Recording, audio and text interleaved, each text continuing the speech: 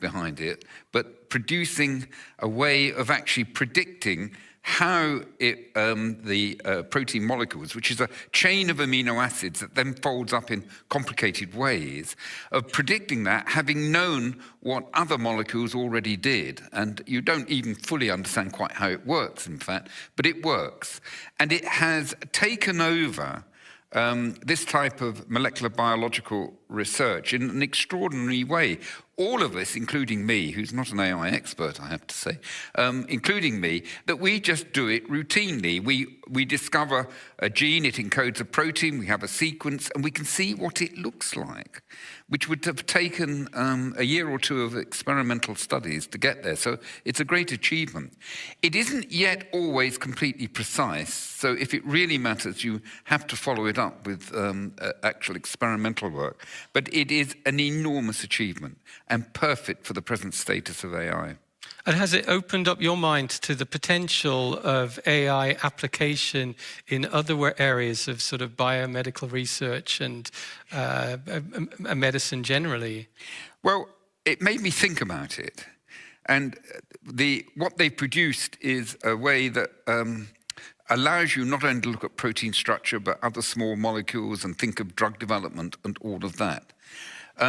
What I'm interested in, and I talk to Demis constantly about it, is can we produce improvements on the methodology, a more general AI approach that would allow us to understand the complexity of living organisms and how they work.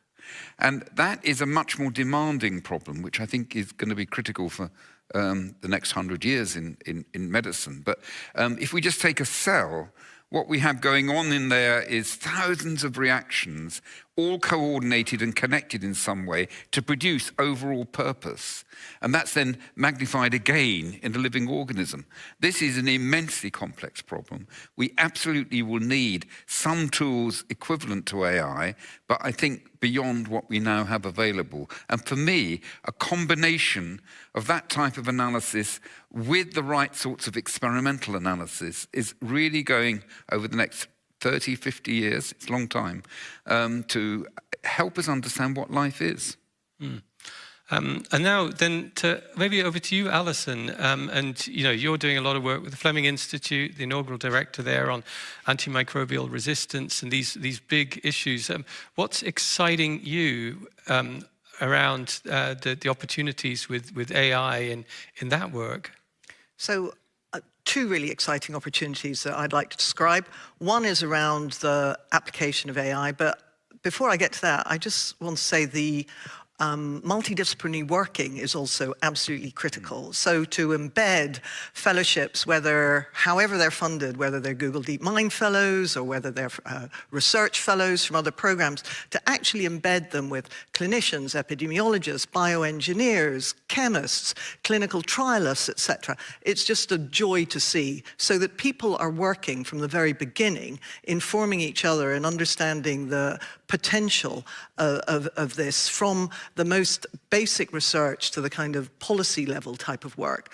And then just the second area that I wanted to highlight is that I think it's important that we think about AI beyond discovery and beyond fundamental research, which is absolutely critical, and it's really exciting, because I don't think we're using it enough in health services research. I don't think we're using it enough in shaping clinical trials. I don't think we're using it enough to think about how we protect patient pathways, how we use it for healthcare resilience, and also how we address an issue of representation in data. So I think there's a huge opportunity for the application of AI within health services, research, safety, resilience, but also how we can use the data from that to inform better care, better safety, but also generate the research questions that need answering as well.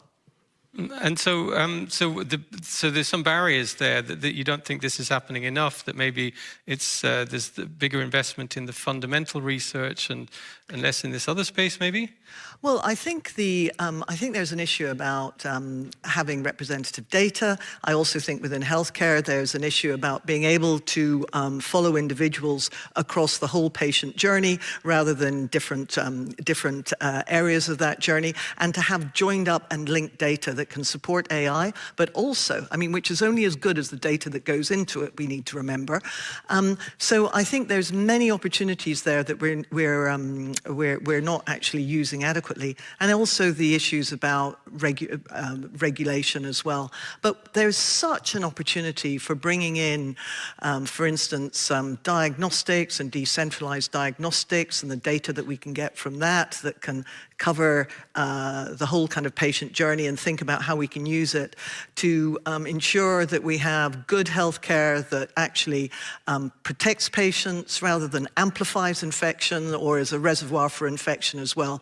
And I mean, I'm talking about this from the perspective of infectious diseases, but actually integrating data from diagnostics across the lifespan and patient journey is also critically important for all sorts of non-communicable diseases as well. And also it will inform, as I say, opportunities in clinical trials, targeted interventions, and policy. And this is already happening. I think during COVID, there was some examples of AI being used. Yes, that was really interesting. And again, this was a AI PhD working with us who did work linking diagnostic data with geospatial and patient movements so that you can, you could identify where the maximum nodes of transmission of COVID were. And bearing in mind that 1 in 5 patients that went through healthcare acquired COVID from within healthcare then came in with it, that type of data is really critical. And we need to be able to use that in real time. And Maya, maybe I'll come to you then on, so as Adam said, you're State Secretary for Health here, but you are also an expert on AI policy and governance, and a lot of your research has been on that, and you've just recently moved back to Stockholm, or to Sweden from the EU, where you were in the AI office, and you published a book on AI and power, AI and the power over decisions. We want to talk a little bit about the governance issues around AI, and particularly relevant to the sort of medical professions and some of these issues. What do you see as some of the big challenges on governance? I think it's nice that we're starting this AI and creativity, and I also think it's interesting. In the 1990s, if you were in a panel and wanted to say you're a feminist, you always had to start by saying, but I love men. And nowadays, if you're in a panel on AI, you always have to start by saying, I love technology. And I do love technology. But I think it's interesting when we use AI as public actors. And I think that's something different, actually, than using AI as a tool for creativity. I think very many of us use AI just to, pose a question or to play with something. Sometimes that results in groundbreaking research, sometimes that just results in a less boring dinner speech. But when public actors use AI, they use the power that we delegated to them as a part of our democracy. And as citizens, I think we should, for example, demand transparency from that. And there are a number of interesting and actually quite appalling examples from European politics when public actors have been using AI or algorithms. There's one example from the Netherlands, where the Dutch government used AI to find people who were trying to commit fraud with the child allowance, and they specifically targeted people with double citizenship.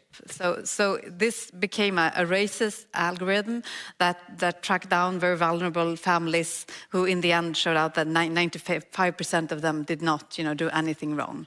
So there's problems, I think, or there should be a demand of transparency when we hand over power to algorithms as a part of our democratic system.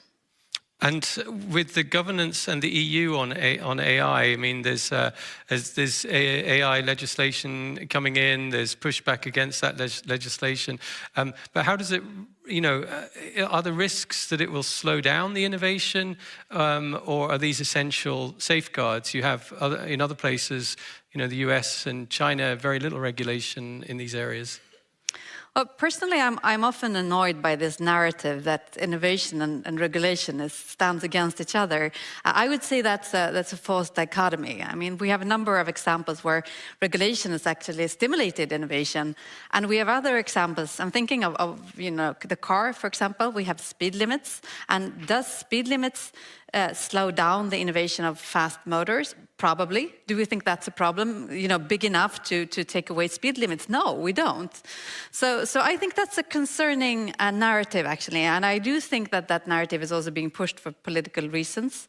And I think that there's also a tendency, the less regulation we have on an EU level, the more responsibility is being delegated to the end user or to companies, or to the one who is actually using the AI. And that's concerning, I think. That puts us all in a vulnerable position. So I'm concerned about that. Okay. Now, Paul, how are you using AI on a day-to-day basis, and how's all that going? Well, I listened to my PhD student doing it, to be more precise about it. But we shouldn't forget, sometimes people use the term everyday AI, and we do use everyday AI. That's things that are not blockbusters. They're just sensible things. Like we analyze images, microscopic images, and what would take us a day or two to do, we can do in minutes. It saves us, an awful lot of time. We can do literature surveys rapidly. Instead of sending somebody to the library for 4 or 5 days, then they can get it back in half an hour. Now, what they get back is a bit dull, it's a bit conventional, it's not that creative. It sort of reads like it's been written by a robot, but of course it has been written by a robot, basically, so it's bound to read like that. But we shouldn't sneer at it for that reason.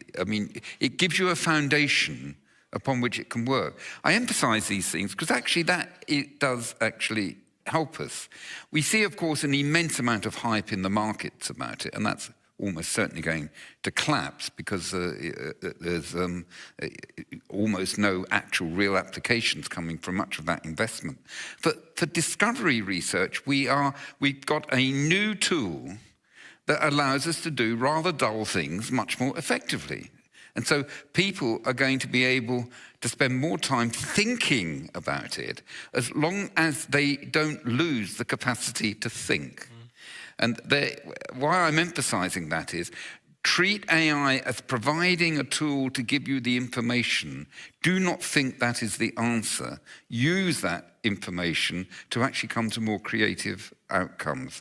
So I'm in favor of it, but let's not think it's the solution to the problem. It is a mechanism to get towards a solution. Okay, and then, indeed. Yes, hopefully it won't stop us thinking. This is the key thing. And Alison, on this, let's go back to AMR, and you're quite interested in, very interested in surveillance and these kinds of issues around detection and spread of disease. And you see a lot of potential with AI in that area.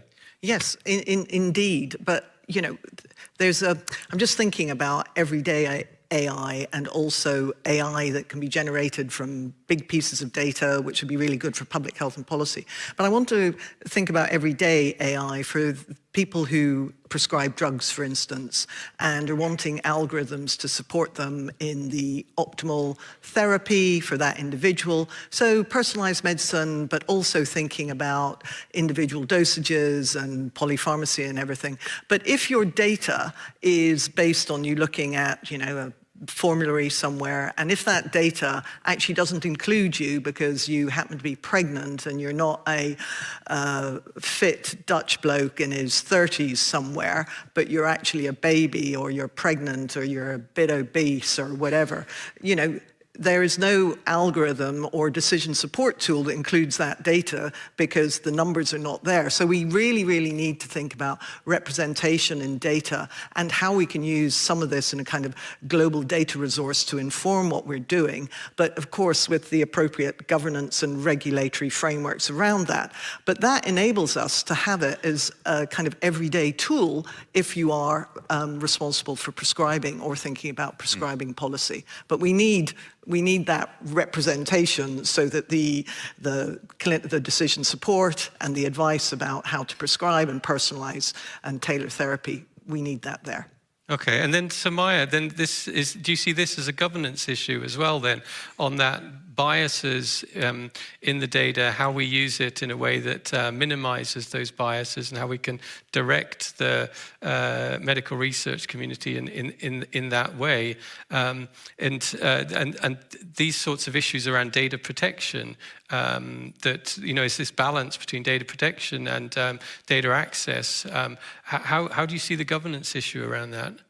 I think it's a multiple issue, really, and I think you put it very well, Alison, that sort of the data that goes in is definitely part of both the solution and the problem. And I'm thinking about when to use AI and also not to use AI, which I think is connected to that. Policy researchers sometimes speak about question zero, and that is, should we use AI to solve this problem? And sometimes the answer is yes, and sometimes it's no. But there's also a risk of not using technology, and I think you're pointing to that, Alison. And for example, in the 1950s, we were bad at detecting heart attack in women. You remember? Because all research on heart failure had been done on men. And I think we risk doing that all over again when we collect data from very special populations. And if we don't use AI in public healthcare, for example, it will for sure be used in private healthcare. And then all the data collected will be from a very particular part of the population, which will make AI-based medicine bad for the majority of the population. So there's a lot of build-up in this that can be both dangerous and difficult. Mm. Okay, and then, so as a final question, I mean, there's huge amounts of investment, huge amounts of money appearing for AI, and there's a risk that, you know, are we spending too much on AI and then maybe ignoring some other areas of research that we should be prioritizing, or getting, or is the balance about right? Is this the most exciting area and in terms of science, and we should be putting all the money in there? But any reflections on that funding in just a few words? Well, I said something briefly about it. There is a lot of hype out there that we just have to admit. But and so we have to be careful of that. Why I actually agree with the comments, particularly you made, that to get progress, we have to get strong connections between the AI experts and the experts who are doing the things that it's supposed to help. If we divorce these two, it just won't be productive. And that requires effort. And if we get that together, instead of just trying to see whether we can make trillions of dollars on something that is being sold in an investment way, I'm getting tired of that, to be quite honest. I'm getting tired on boards of people telling me that AI is the next revolution, and I know enough about AI to know I don't know enough, and they know nothing at all. It just is very, very irritating. But getting those who are trying to solve the problems, working closely and interactively with those who can apply the AI expertise, I think is the real way forward. Completely agree. Yes, well put. Then on that note, ladies and gentlemen, a big round of applause for our panel. Thank you.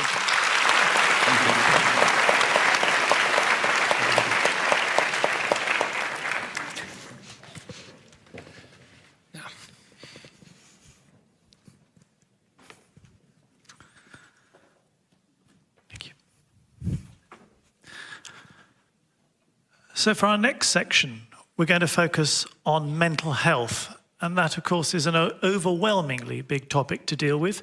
We thought we would concentrate on two particularly sensitive periods of life: adolescence and older age. And so we're going to have two discussions on those two periods.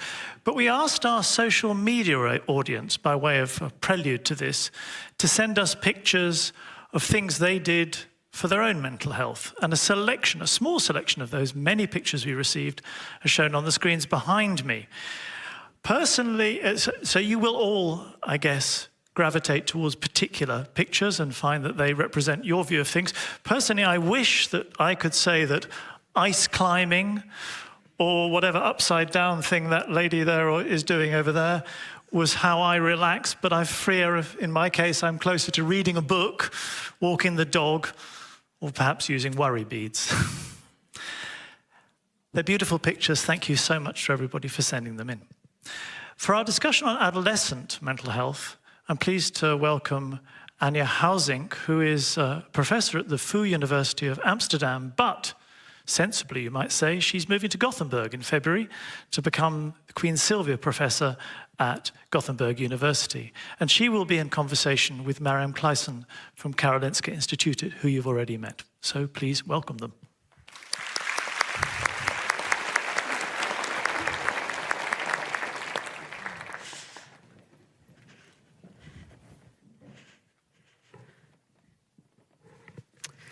Welcome to this afternoon discussion around adolescent health and well-being with a focus on mental health. It's really great, Anja, to be with you here in your new role as the Queen Sylvia Professor of Adolescent Health and Well-being with a focus on mental health. And we will try to argue why a focus on adolescent mental health. And linking to this morning's economic session, it's clearly a great investment case. If you invest in young people, you get a triple dividend. You invest in their time now, their well-being now, the consequences for later in life and for the next generation. And my first question to you, Anja, is really around affordability. Can we afford not to invest in adolescent health and well-being and mental health specifically? What are the consequences, not the economic, but the consequences to the trends that we see today, adolescent health, from anxiety, depression, self-harm, those things? What's going to happen if we don't invest more?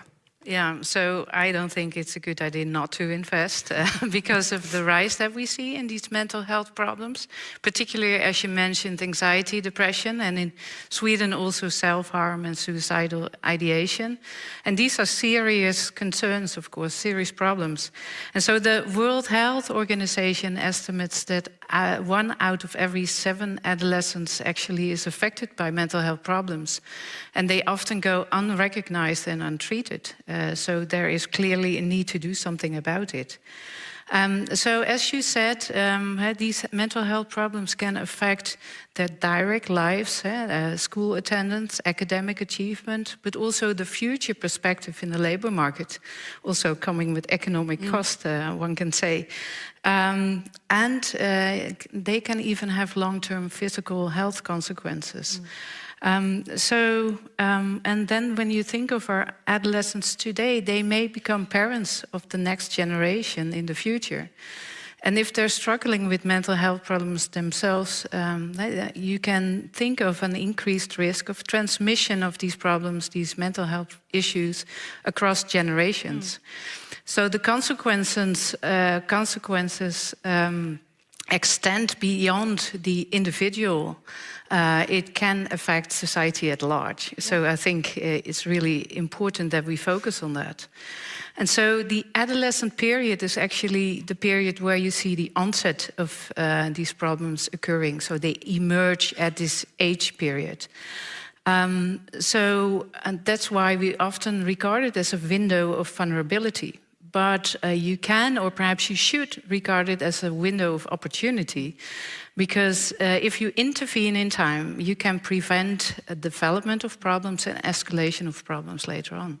Now, Anja, you have studied a lot of the stress factors that influence the health and well-being, and particularly the mental health. And it would be interesting to hear from you, what are some of those stress factors that young people define as most important and that we can do something about? Yeah, so first let me explain that the adolescent period is also a period of increased sensitivity, vulnerability to stress. So we see higher stress responses to similar kind of stressful situations in adolescence, so higher elevated heart rate or levels of cortisol or stress hormone when you compare adolescents to children or adults. So that makes them sensitive and vulnerable to stress.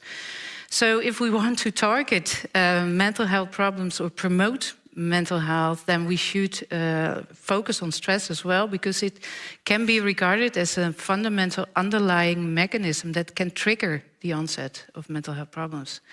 And so when it comes to these stresses that are often mentioned by adolescents themselves, these are in the area of like feeling academic pressure, and social challenges. So they want to fit in their peer group. They don't want to be rejected or neglected or even bullied, because that causes them stress. And family conflicts. So these are the top 3 stresses that are often mentioned. And adults sometimes think that these more large-scale environmental factors or things going on in the world, like climate change, war around the world, but perhaps also economic uncertainties for the future, that they are of much concern for our youth. But I think it's important to distinguish also in the different age group in adolescence, because you see that the younger group, say up to 15 or sometimes even 16 on average, they tend to focus more on the immediate concerns, so their schoolwork and a peer group, rather than worry about so much the future distant challenges. So when they grow older and into adulthood, you see that they become more aware of these future environmental stuff. Yeah. As you well know, and I think everybody here, is that the debate around social media and the role that social media plays, and there are of course differences between the kids and their parents, but also between scientists and policymakers. And it would be interesting to hear from you, because you sort of have to balance the what should I say, the divide, the technical divide that exists where young people don't have access, large part of the world, to social media, and then the fact that we need to protect young people from the harms of social media. So what does the evidence tell us? Yeah, so it's an interesting topic. Of course, social media has become extremely popular among youth, and all these new digital technologies, they also provide them with many opportunities for personal development, enjoyable social interactions and entertainment, easy access to information.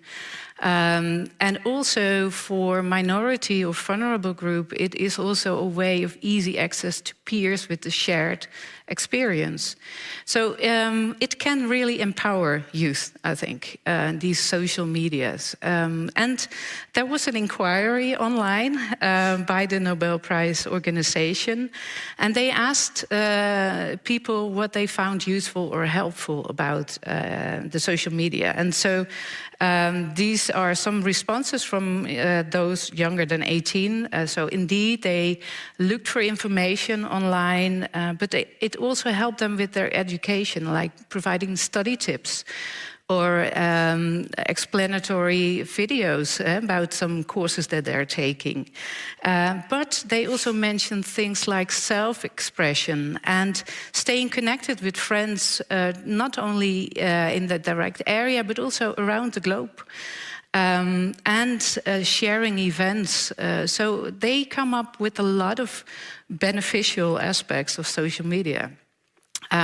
But of course, there's potential risk. And so it can have to do with being exposed to cyberbullying or harmful and violent content. And excessive use can actually lead to problematic use.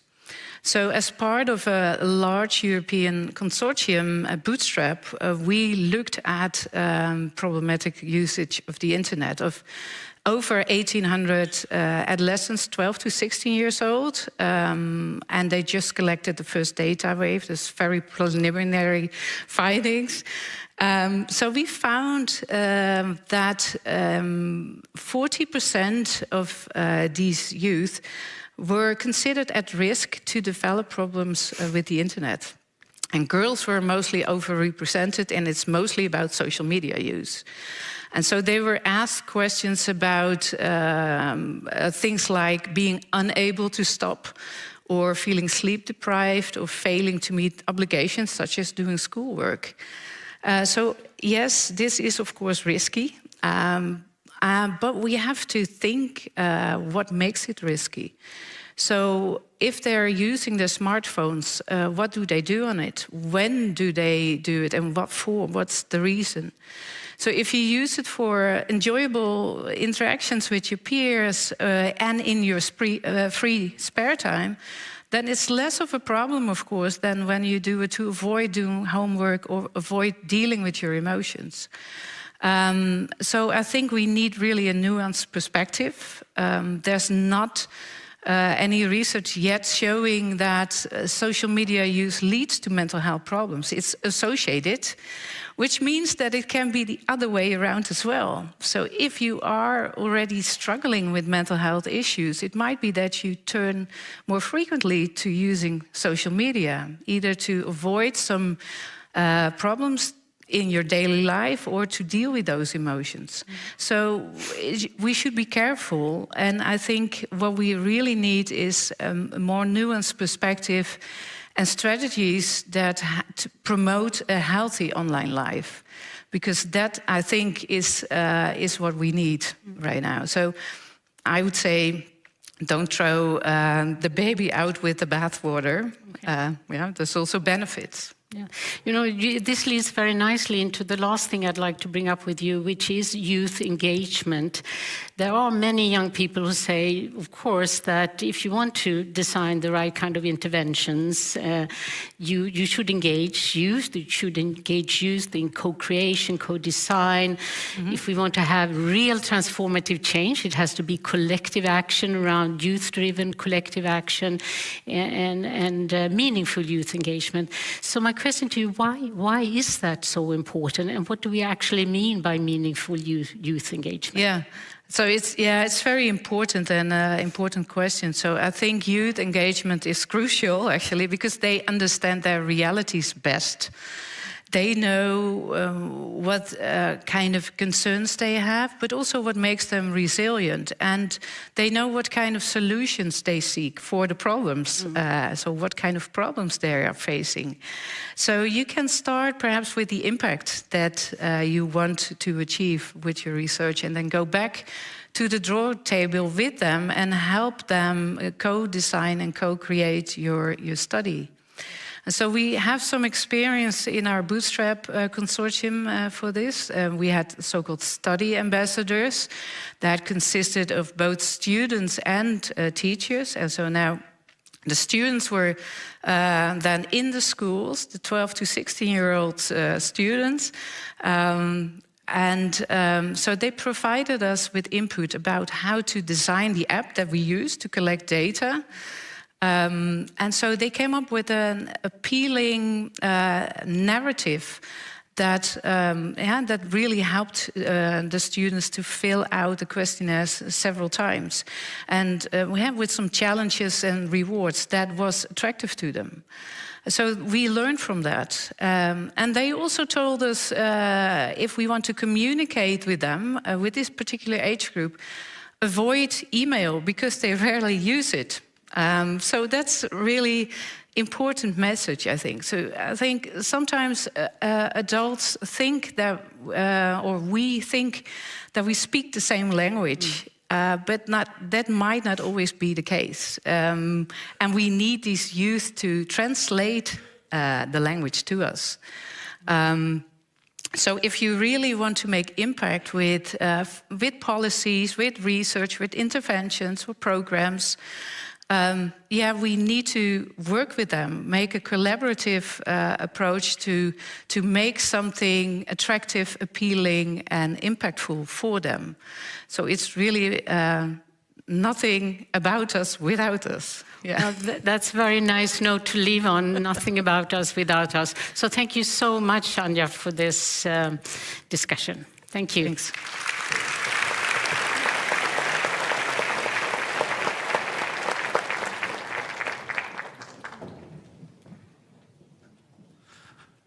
That one caught me by surprise.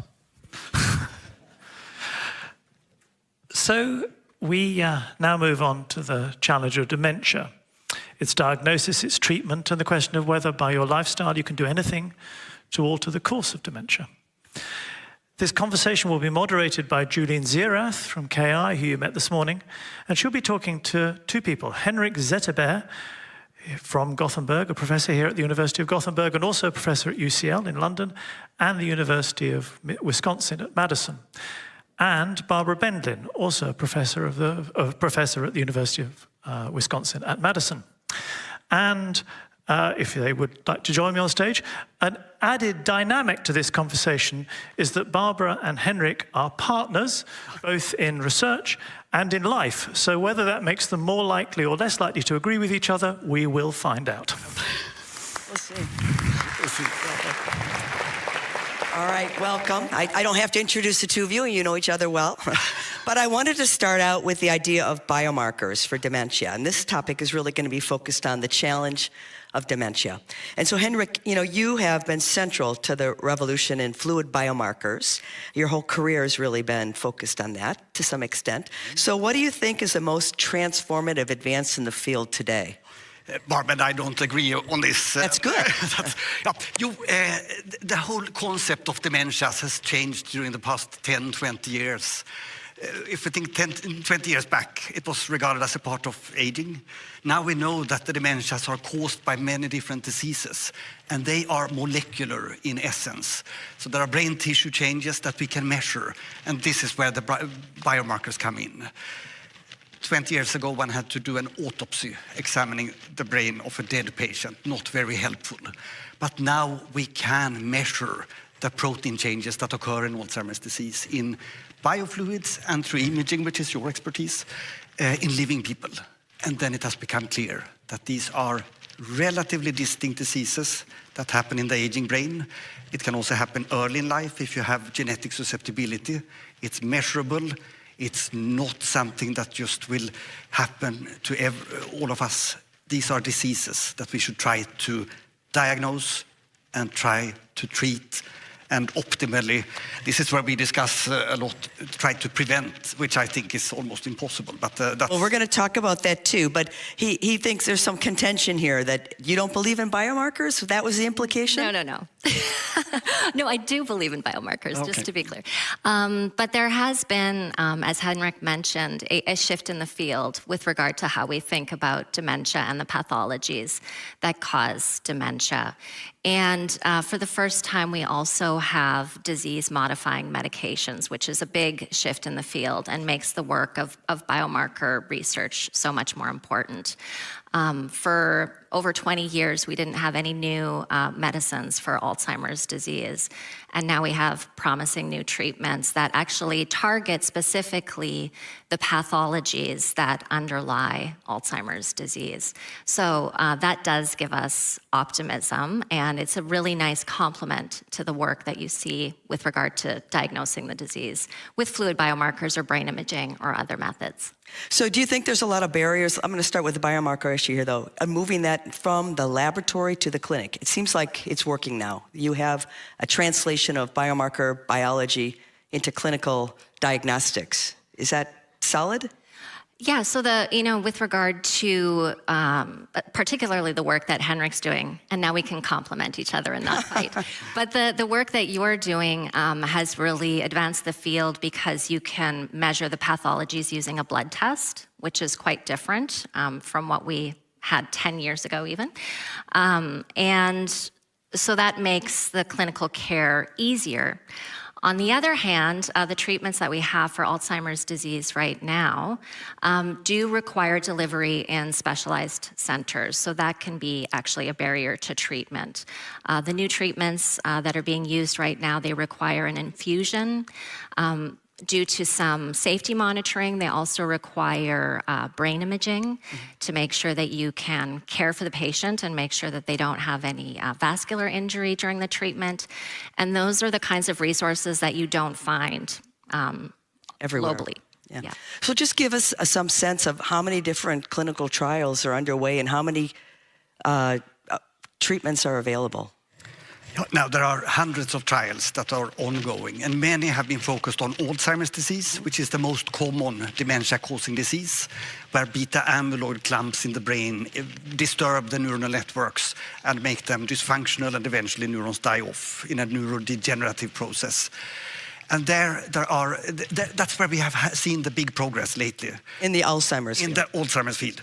For the other dementia-causing diseases, progress has been slower. They are likely a little bit more tricky to address. But we have seen breakthroughs the past 10 years in neurodegeneration in general. And there is a very prominent success story in regards to a rare disease called spinal muscular atrophy that kills kids with mutations in a gene that helps the motor neurons of the spinal cord survive. There is a cure for that disease, which is amazing. So for a while, pharma and also researchers thought that neurodegeneration was too difficult, and that one should try to, many of the big pharma companies stepped out of neurodegeneration research a while ago, but now there is much more hope. We've seen it in spinal muscular atrophy. We have also seen a couple of new interesting treatments against ALS, which is a terrible disease, where you also seem to be able to modify the disease onset by having a molecularly targeted drug. But is that partly because the disease classification is more clear in these cases you've given now? It is partly improved diagnostics so that we measure the underlying pathology. With Alzheimer's disease, if you have a patient with memory complaints, there could be many reasons for that, apart from Alzheimer's disease. And when using these biomarkers, one has to do a complete medical evaluation, which any doctor should be able to do, to examine bodily functions, thyroid hormone levels, calcium, of course type 2 diabetes, also look into psychiatry with depression, and then you address the neurodegenerative aspects with imaging and biomarkers. Well, I wanted to ask Barb, what gives you hope in terms of the treatment, the trials, and also the options? So I think, again, where we have optimism is that it has been so many years since we have had new treatments for Alzheimer's disease. So having new treatments has now brought fresh momentum to the field. Pharmacy is interested in developing treatments. We've had some successes, and it's really moving towards probably we're going to have more treatments that work better, that have better safety profiles, and with that momentum, it's going to become possible, I think, to cure dementia. Right now, the treatments aren't curative. They really are lifelong therapies. Yeah. Is that correct? What we see. And also the treatments are not, I mean, to some extent, I can't help but thinking they are a little bit of miracle drugs because they are very effective at removing the amyloid from the brain. And most of us think that amyloid is really important. But the clinical benefit has been discussed. So one could say that, okay, these new treatments might slow down the disease by 30%.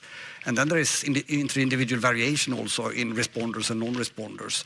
But as you said, Barb, there are some now tweaks to these anti-amyloid antibodies that will help them to cross the blood-brain barrier more efficiently. And those drugs might turn out to be very useful. But we are very far from health for all in this field. Well, I wanted to move to things like, in that respect, modifiable risk factors, lifestyle. How much can we prevent dementia? Yeah, so genetics most certainly are important. But I think an example that really illustrates how modifiable risk factors come in play is when you think about, for example, genetically identical twins. And there is actually discordance in genetically identical twins who develop dementia. So one twin might develop dementia, and then the other person might not develop it till 3, 5, up to 18 years discordance has been observed. So that tells you that there's something about the exposures over the lifetime perhaps, or lifestyle, which kind of fits into this picture, that are affecting people's risk for developing dementia. Are there clues what these maybe epigenetic factors are, how the lifestyle can influence the genome? Is it diet, smoking? Yeah. Well, there's a really nice kind of term for this, and it's the exposome. So it complements the idea of the genome. The exposome is all of your exposures from in utero until later life. Just to stick on the topic of genetic twins, there was another study that was done in middle-aged men where they evaluated their lifestyle factors at midlife, so smoking, alcohol, physical activity, cardiovascular risk factors. And then those same men had brain imaging 20 years later. And what they saw was among the twins who had less physical activity, more drinking, more smoking, et cetera, that those individuals showed more brain changes, so more shrinkage of the brain, more vascular injury. So we know that there are these relationships between the modifiable risk factors and brain health. And there's now also been some very large clinical trials using multifactorial interventions. So not just one modifiable risk factor, but multiple risk factors. Can we change those in later life? And then what you see is actually maintained and improved cognition. So we also now have some gold standard clinical trial results. I don't believe in this. Well, I just before I want to. I think it's all genes. But I want to continue on. I want to continue on the topic of. I do want to continue. I'm going to let you unpack that, but just a curiosity question: how reliable are animal models then for studying in the clinical condition here? Because you have to imagine that dementia takes many years to be able to manifest this disease, and sometimes it takes a long time to be able to test your hypothesis. So, can we use animal models in this case, or we're using epidemiological data? So epidemiological data has been very helpful in identifying some of these factors that could potentially be modified. But then, you know, what really has, I think, changed the field now is this idea of doing randomized controlled clinical trials, just like you do with the drugs, but in this sense, prescribing The lifestyle or health behaviors. But he's skeptical. Yeah, it's like this. I have to, of course, That's okay. one has to look at the data. Yeah. And I agree that there seems to be modifiable risk factors. Okay. A little bit. You agree? A little bit. A little bit. Yeah. Okay. So I think that if you have the genetics that tells you that you have, if you look in your family, for example, if you see that people who get old get demented, then there is a big genetic risk for aging in that way. If you get to live that long, that's another challenge. And then if you maintain your cardiovascular the system fit, then you will also maintain your cerebrovascular system in a good... Everything goes back to the heart. Everything goes back to the heart. So everything that's good for the heart is good for the brain. Okay. But that's details to me, because then I think you will still, if you have a high genetic risk, get the amyloid process of the brain. It's like if you remember the mad cow disaster that happened with infectious proteins that propagate along the brain tissue. It's a little bit similar with these types of diseases, but then you can resist the process better if you have a healthy cerebrovascular system and good brain networks. Well, it sounds like you agree, actually. Yeah, and you know, Go ahead, Barb. There's another important point to be made, and that is that you can do everything right and still get dementia. And we definitely don't place, you know, this idea that you got dementia because you didn't do things right. Right. That's absolutely not what we think. But in that sense as well, I think it's important to also consider that only so much of our behavior is actually under our own control, because there are factors around us all the time that are pressing on us and are modifying our behaviors. It might be also the case that over the lifetime you've been exposed to toxins or pollution, which increases risk for There could be windows of time in our our life where that's really critical. Absolutely. You know, we heard a little bit about adolescence earlier here at the preceding talk. So it could be a window of time where we have an exposure that actually manifests disease phenotype much later in life. Absolutely. And there, you know, well, when I started in this field, there was an idea that midlife was the critical period, that's when trajectories of aging change. But we've now seen that that's backed up even farther. And there's studies now that suggest that even early life exposures are influencing brain health tens of, decades later, which is pretty fascinating. All right, we've got 2 minutes. You each get a minute. What do you think is sort of the big breakthrough that we're waiting for? Yeah, I hope for refinement of the existing treatments. And since we are in Sweden now, these treatments are not in clinical practice yet, but we gain a lot of knowledge from the US and other countries where they are. So I hope that that will happen in the European countries and in other countries across the world. I also hope that we will tweak these drugs and make them accessible through not infusions, but that you can give them yourself subcutaneously. Or maybe tablets. Tablets, that would be wonderful. There are also some exciting approaches to develop drugs that could be taken as a pill to modify what types of beta amyloid proteins you are secreting and thereby delaying onset of the process. Then we also need to tackle all the other diseases, cerebrovascular disease, frontotemporal dementia, liver-body dementia. So those of you who want to enter science... That's your 5 seconds left. Okay, you had your minute. That's great. Now, Barb, you get the last word. No, I'll take up from where you left off about if you want to enter science. There's still a lot of need, a lot of research that needs to be done, and we absolutely need to support the next generation. And one of the things that I've observed recently El mundo es un lugar hermoso, pero todo lo bueno tiene otra cara de la moneda. World News 24